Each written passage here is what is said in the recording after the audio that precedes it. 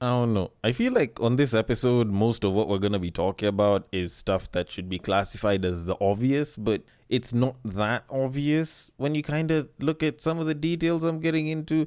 But I don't know. Either way, it's supposed to involve some level of intensity, whatever it is that we're talking about. But all in all, this episode is about toxicity because, some of us like it, some of us hate it, and some of us are the very pure definition of toxicity. And not only do I intend on talking about the toxicity that is in some relationships, but I also intend on talking about some of the toxicity that is in capitalism. Because there's just some shit that I found that just made me feel so bad, especially considering that this is around the same time that us guys are busy talking about the current finance bill in Kenya. But anyways, before I can get into any of that, let me first start by at least smoothing things a little bit by talking about how X, formerly Twitter, recently announced that it is officially allowing adult content on the platform. I don't know, maybe it's just a me thing, but I thought that it was like already there, right? So, what? The royal penis is clean, Your Highness. Like, don't get me wrong, I'm not saying this as if everyone else is supposed to know that Twitter's almost always had porn, but Twitter porn's been a thing for a while. Like, it's considered to be the highest quality porn before Pornhub. And that's in terms of free content that's given to the public. Of course, when you include paid content, now, you kind of go into different realms out there. But as long as it's free content, like, Twitter porn is usually top tier shit. So the fact that these guys are saying that they're officially allowing adult content, like, that's like saying that, I'm coming out of the closet and yet the closet itself was transparent. Like, we already knew that shit and we've been seeing that shit. So you coming out doesn't really change shit. It's like, you remember when Chimano from Sauti Soul decided to come out? And he decided to make it like a public coming out. Oh, I finally decided to come out of the closet type shit. Like, everyone was like, dude, we've been knowing. We've been seeing this shit and we already knew. So him admitting it didn't change fuck all. Like, people literally looked at it and they were like, oh, okay. And I think that's more or less the same thing that people did when they saw Twitter announcing that it's officially allowing adult content. Now, of course, Twitter did come out to say in a public statement somewhere where they said, you may share consensually produced and distributed adult nudity or sexual behavior provided it's properly labeled and not prominently displayed. End quote. And I don't know, maybe it's just me, but if I was working in Twitter and I was looking to green light this press statement, the only thing that would make me be very comfortable with this is if we're making money. So my thinking is that these guys greenlit this because they're probably going to make money when a lot of the porn advertisers or people who advertise on porn sites decide to advertise on Twitter as well. Because that's the only reasoning I'd see for Twitter to come out and be like, guys, we're allowing porn, even though they knew that porn is constantly on the site. It's rampantly. Their OnlyFans models have been trying to go big on Twitter because they don't get to post their content on any other social media platform comfortably. So for them to come out and publicly acknowledge it, that's probably because they're trying to rake in some money. Or at least that's what I'm thinking. Either way, as someone who always knew that porn existed, it doesn't faze me, so I'm just going to leave it at that and start the podcast in a much better way by saying, welcome to the Breakdown Podcast, where I talk about love, sex, and relationships from a guy's perspective, as well as a bunch of other guy shit. The man on the mic is a man who does not know that much about closets, but usually, the last time I heard, like, whenever people are coming out of them, it's like with new information, not this typical shit. He's a man who believes astrology should have been the study of ass. It is none other than your tall, dark, and mildly handsome man, Sir Denver B. This episode has started with such typical information that I will try to say anything but typical information for the rest of this episode. But all in all, thank you so much for listening to this podcast. I hope you listen all the way till the end. I have a bunch of toxic information about some toxic relationships that I need to bring up. But before I can get into any of that, if you do want to give any feedback or if you do want to suggest stuff that we can talk about, then you can reach me via the social media that is usually in the description. Or if you want to reach me directly without the social media, there's a link at the top of every description, which should get you to my fan mail where you can go and drop your messages and I can take them from there and handle them accordingly. Now, I do want to get into the main topic, but before I do, first of all, I am going to go on break for a bit. I have done my entire 12-week run, and actually I should have concluded it at the end of last week's set of episodes, but considering that I didn't give any information and I also hadn't done proper prep on it, I'll see if I can extend it for another week. Then I can get into my own episodes where I will keep them short, I will have them less edity, and I can break down one topic in its entirety on its own. So if there is something that you would want me to discuss on an entire episode on its own, then this is the time when you can reach out to me. And I'll be taking in as many of your submissions as possible, try and see if I can crunch them into the 2-3 week period that I'll have when I'll be on break. And I can break them down, and I wouldn't mind explaining a couple of things here and there. But all in all, with that said, we do need to move things on. Now, before I get into the main topic of this episode, we need to talk about condoms for a little bit. Now, those are things that, some people seem to have forgotten how to use them, and there's a lot of people that ignore them, but for some reason, even without marketing, they seem to be gaining some popularity, and they seem to be getting pricier for some reason. Now, about a week and a half to about 2 weeks ago, Skin Condoms recently came out to state that they are launching a Supreme Feel condom, which is a new era in sexual wellness. Now, while I may be a fan of the marketing material and the copywriting around that entire campaign, I personally wouldn't give too much of a flying shit. Except for the fact that apparently it's supposed to be $100 a pack. Now, according to the article, it says, and I quote, "According to Skin, the Supreme Feel condom is set to justify its premium price through a combination of groundbreaking features. The first notable attribute is that it's the world's thinnest polyisoprene condom, offering ultimate comfort and a skin-on-skin feeling while maintaining the strength and reliability of a premium latex condom. This innovation aims to cater for those who typically dislike the sensation of condoms, providing an experience that is both ultra-thin and revolutionarily soft. Each Supreme condom is individually wrapped in luxurious black and gold foil, reflecting its premium nature. While the price per condom is $10 USD, the overall value and experience offered by Supreme Feel are touted to be worth every penny of the $100 price tag. The luxurious approach to packaging further emphasizes the condom status as a high-end sexual wellness product." End quote. Now, I know $100, clearly it's not a product that's going to be offered here in Kenya, at least not right now, but damn. I know Skin condoms are great and I've used them and all, but honestly, them shits are usually expensive, and now they're releasing an even more expensive version? What the fuck? Now, granted, condoms have actually been getting more expensive by the year, if you actually just do a little bit of price tracking.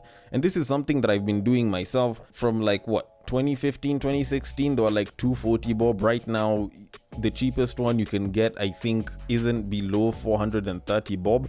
And that's just basic regular Durex. And that's before you get into the variations, which include I think flavored ones and I think ribbed ones, which are, $500 bob plus. So you can clearly see that condoms have been getting pricier by the year.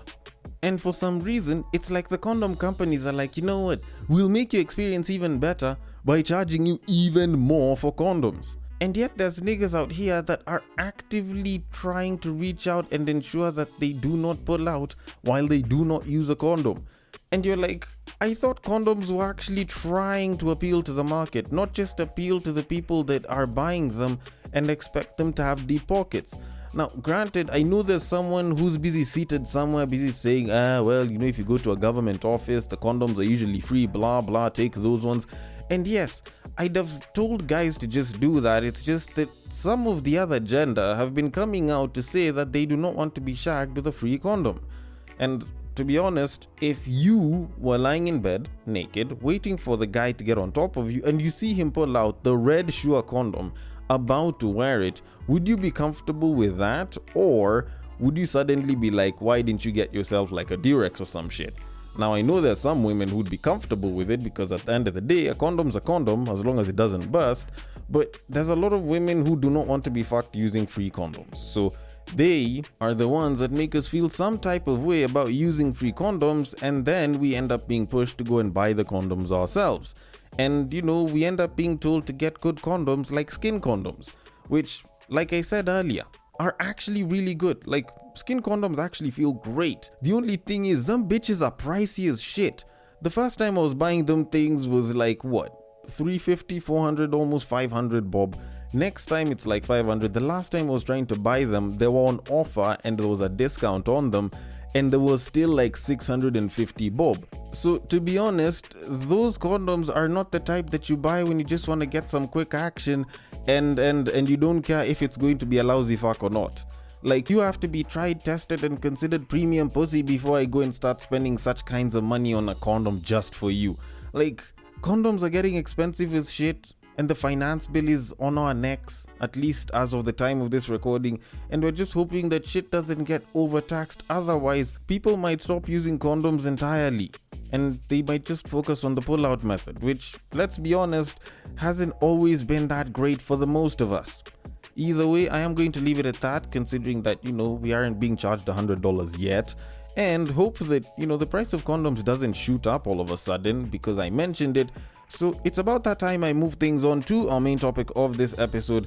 Now, in as much as I talk about relationships and how good relationships are meant to be boring, for some reason it's like toxic relationships are almost always a staple out here whenever people are busy talking about relationship stories. Like, people always talk about toxic relationship this, toxic relationship that, oh, so and so is a narcissist, oh, so and so is busy treating you badly, so and so is manipulative. But interestingly enough, I don't talk about toxic relationships as much on this podcast. Probably because I think, some of these things, like, you already know it's a toxic relationship. It's just up to you to leave.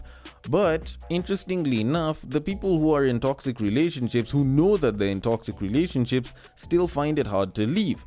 Now, that kind of did pique my interest, and it sort of has piqued my interest for a bit of a while. I just haven't really thought about it. But someone on Reddit decided to come up and give their hypothesis on the entire idea of why it is men end up with train wrecks and why men like these very toxic babes, and my interest was piqued. Now, it's a bit of a long one, but I'm still going to read it out for you so that I can give my thoughts on it. So they say, and I quote, "One of the reasons men end up with disastrous women is because on some level, these women are safer than stable women. Hear me out. We often talk about the fear of rejection. In my experience, a fear that is just as prevalent as the fear of rejection is the fear of acceptance. Though most people don't like to admit it, meeting a person that is responsible and intelligent and successful and attractive and commitment-minded and loving and single, that is meeting a person with whom there's no obvious obstacle to your happily ever after, this is threatening. As St. Augustine famously prayed, 'O Lord, give me chastity, but not yet.' In today's day and age, the prayer might be amended to, 'Give me a life partner, but not yet.' Look at it this way. Who is it easier to tell your deep dark secret to? A stranger at a bar or your wife? The vast majority of cases, it's the stranger at a bar. Why? Because you might not see that person ever again in your life. Your secret is kinda safe with them.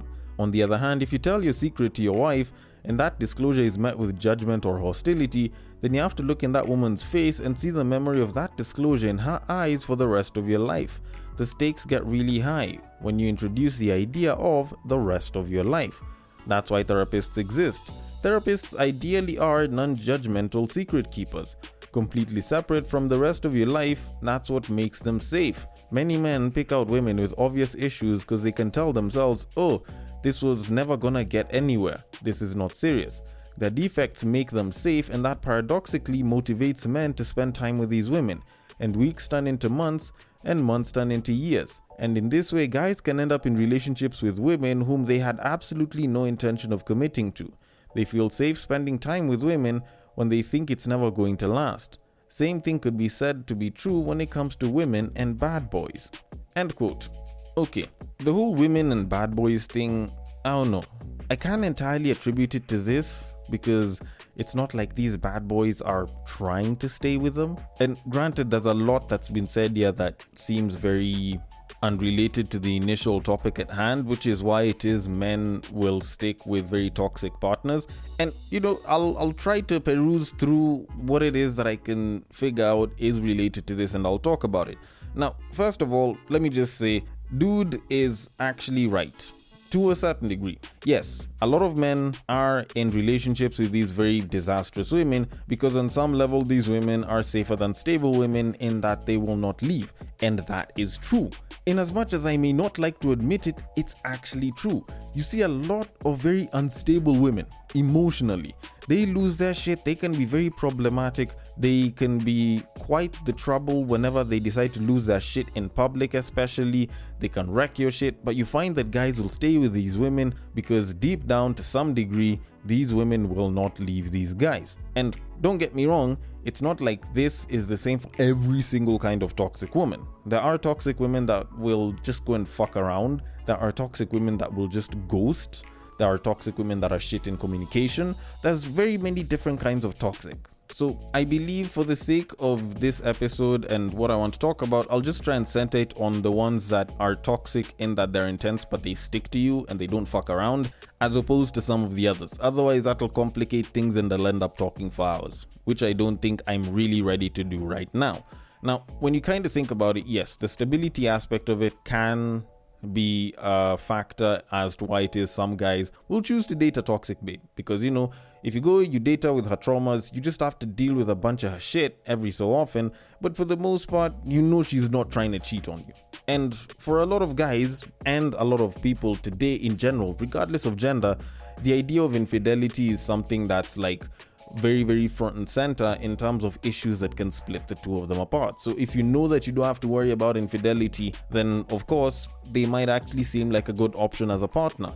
The only thing is, I tend to think that that is like substituting one kind of poison for another, because yes, probably they won't cheat on you, but it doesn't mean that they'll be good partners and they won't bring issues in other places. So you will see issues of manipulation, you will see issues of domestic violence that happen. There's a lot of guys that are physically and mentally and emotionally abused by their partners, but you find that they're not leaving these women even though they know very well that they are being abused. So you could argue to a certain degree that, okay, fine, I stick with this babe, she's gonna be a problem every so often, but for the most part she seems like a pretty cool babe, she's actually a pretty nice babe. It's just that when she gets pissed she loses her shit, but she's a very loyal babe. And that prevailing thought process is what keeps some of these guys in those relationships, even though they themselves would not enjoy being in those relationships. Do some of them end up cheating or finding some other outlet? Yeah, probably. But you find that they still stick to those relationships. Although, with that said, it's not the only reason why a lot of guys will entertain a train wreck or, just have a toxic partner the entire time for, months and years even, and possibly even the rest of their lives. There's definitely other reasons that could be associated with that. And I figured I might as well just try and find out and see if I can give you some of those reasons. Now, some of the quickest ones were, first of all, they are very good or just very intense lovers. And that one, I think, is very, very reminiscent of the whole, we fight, we break up, we kiss, we make up, and then there's some aggressive sex that can come along with it. And then afterwards, you guys start talking about how you love each other. And then, someone gets pissed off and then a fight begins and the cycle starts all over again. Now, it's annoying and it can be very dramatic, especially to the people around the two of you. But a lot of times you find that people who are in very toxic relationships will go through this cycle and it'll piss off the people around them, but they'll stick to it because they're like, but I love this babe. But when you examine the kind of love that they're talking about, you're seeing that yes, there is going to be this intense affection for a certain period of time, but a lot of times there's going to be a lot of fighting, a lot of breaking up, a lot of making up, a lot of makeup sex, and a lot of aggression towards each other.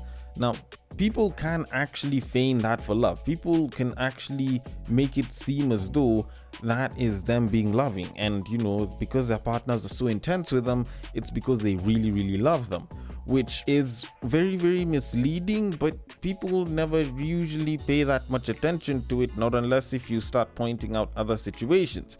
But yes, definitely the whole being intense lovers, being very intense with their partner and their partner being very intense with them can make someone choose to stay in a relationship. Every time they want to get out, there's some intense shit that happens and then all of a sudden it's I love you. And, they think they're good. Which leads to the second reason as to why it is a lot of guys can stay in toxic relationships. The whole toxic cycle actually does feel like a drug. Like the whole cycle of you fight, you break up, you kiss, you make up, you guys say you love each other, you chill together for a bit, then you fight, you break up, you kiss, you make up, and then you go through the same exact cycle again and again. It can actually give some sort of euphoric feeling, or almost like a drug type feeling, for a lot of people during the moments when they're really, really passionate about each other. Because the way I think of emotions is almost like a number line. So you have 0 in the middle, you have minus on one side, you have plus on the other side. And if you're moving someone from, like, say, a normal state of happy at like a 1 or a 2, you move them down to like a -4. And that'll be because you guys are fighting and, like someone decided to say something bad about the other person. Y'all are just being very vile with each other. And then, eventually you guys decide to split for a bit. Then, while you're still at that -4, someone comes back, oh babe, but I still love you, blah, blah, blah. Or you guys eventually decide to kiss and make up. You have some very passionate sex, and then, you get pulled up to like a +5, so you're super happy and you're feeling real good. And that entire movement from like -4 to +5 is like 9 points. So it's like very intense, and it feels like this person really, really cares for you. And there's this very intense sort of desire between the both of you. And that whole repeating of the cycle is like, you find that you guys will be fighting for a bit, and it's like you guys no longer want each other. But when you guys want each other, or like when you're together, it's like you guys want each other like a lot. So that sort of cycle of using, and then there's this euphoric high, then there's this massive downer, almost feels like it's like you in love but on cocaine to some degree, if I can call it that. And just the same way drugs can create addicts out of people can get addicted to that toxic form of love. That's what they get used to, and that's what they want. And a healthy relationship, which is just nice and boring, doesn't seem to suit them all that well. But, that one's just, one of my many suggestions. The other one, which I think more or less kind of goes back to the original reason as to why it is men remain with toxic partners, is the fact that there's this constant state of assured desire that your partner wants to be with you and your partner isn't going to leave you. Like, yes, it does sound like the original reason, but I tend to think of it as like sort of a slight variation of it, in that it's not about them leaving or staying. It's about the fact that that your partner desires you. That your partner wants to be with you, because the fighting is intense, because they're probably losing their shit, but like they'll always tell you that they love you. They won't go and start fucking around with another guy. They won't start trying to be with some other person. I've never heard of someone in a toxic relationship where the babe was like, he has pathetic dick. But, welcome to be corrected on that one as well. But you find that in a lot of cases, in as much as people will express some level of hate for each other when they're in a toxic relationship, they'll always express a certain sense of desire for each other. And a show of that desire is the fact that they're still together. The fact that they will continue handling each other's BS and expect the other person to handle their BS. And whatever fights they go through, they can get back together because they have a desire for each other. And, those were some of the reasons that I thought about, and I was like, all of these could contribute to a guy staying in a toxic relationship with a toxic partner. But I feel like for a lot of guys, the main reason why they stay in some of these toxic relationships with these toxic partners is because deep down, a lot of them are yes men. And I know this is probably about as low grade of a reason, but just let me cook for a little bit with this one. Now, when you look at a lot of guys in the dating market, or at least just a lot of guys that get into relationships, they'll hit on this babe, they will do all sorts of things to try and get with this babe, and then once the babe agrees to be with them, it's like they stop quote-unquote campaigning. They do not try to take this romantic approach with the babe. There's a lot of guys that will sort of just get into the relationship and just chill. They will not try to create that sense of euphoric feeling in the babe anymore. It's not like they're trying to be super sweet with the babe. It's not like they're constantly trying to take them out on dates. It's just a case of, okay, we're in a relationship and that's it. And they're not really trying to make it that much more exciting. And for a lot of these women, sometimes they lose their shit with these guys, but because these guys know that this babe is good at doing ABCD, so probably she's a good homemaker, she cooks well, and she takes care of him, even though she loses her shit like, I don't know, 20-30% of the time, considering that 70-80% of the time, she's a pretty good babe, or she seems like a pretty good babe, these guys opt to stick with a shorty. And over time, because it's not like guys are looking at it and they're like, oh, I don't want to stay with this babe beyond 2 months or beyond a couple of weeks or beyond just the one night stands that we're doing. Time just goes along and this babe gets even more comfortable, and the guy doesn't start to try and reverse shit because he doesn't know how to. And I'll say that admittedly, there's a lot of guys that don't know how to reverse some of the efforts that these women will make. And eventually over time, it's like, you've been with this babe for like 3-4 years, you might as well just settle down with a shorty. You guys have had your fights and it's like you're sort of already used to the babe, and you guys understand each other to some extent. So it's like, you know what, I could go back in the streets and try dealing with someone afresh and going through whatever issues that are there, trying to learn this person again, or I can just stick to this same cycle that I've been dealing with for all of these years and just try and have a family with her, because minus some of the psychotic behaviors that she'll have from time to time, she's actually a pretty decent babe.